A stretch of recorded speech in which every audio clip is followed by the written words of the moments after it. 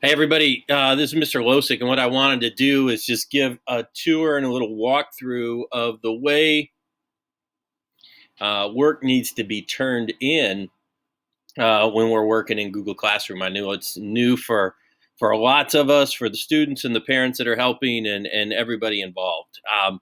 So here I am. I've navigated my way to the assignment to create a map of your home and the surrounding property. And so what I want to do is I want to use this link right here. This is a slide that I've already created for us. So just click on that, opens it up in Google Slides. If you haven't worked on Google Slides, it's not that difficult, but it might take a little bit of navigating. So you'll remember in the instructions I asked that this space over here be filled in with the complete address. Now, some students have been putting like 865 Oak Harbor Drive. Well, that's not the complete address. Your complete address is, and also asking you to put your name in there so it makes it easier for me to see where you are. You have a house number, you have a street, you have an abbreviation. It might be avenue, it might be street, it might be drive, it might be court.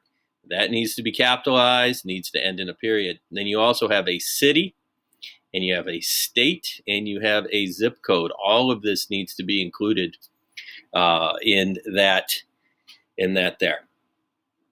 So you just get rid of those lines I laid out for you, and you can put them in just like that. All right. Now let's insert that map, that picture that you took. So what I'm going to do is I'm going to go to Insert, and I'm going to go to Images,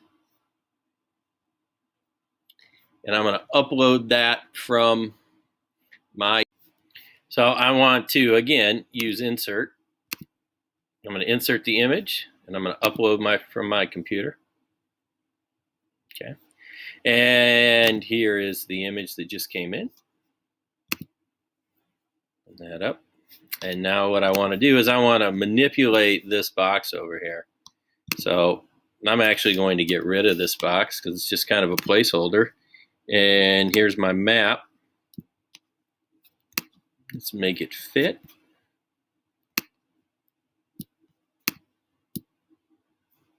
Okay. Now here are a couple tricks that you can use in Google Slides.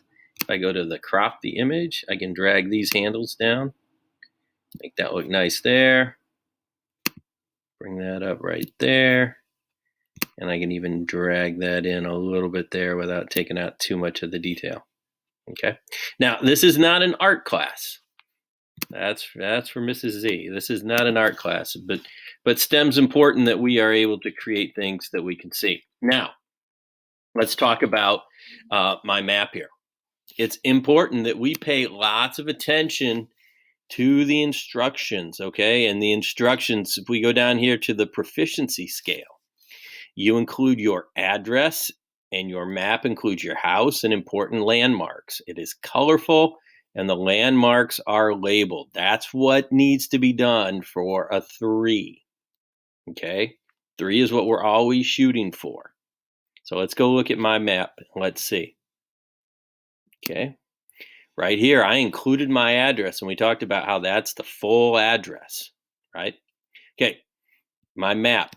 Let's check. Your map includes your house. Do I have my house? Yep, got my house. Your map includes important landmarks. Let's see. Important landmarks around my house. I've got a tiny pond here. I've got another pond here.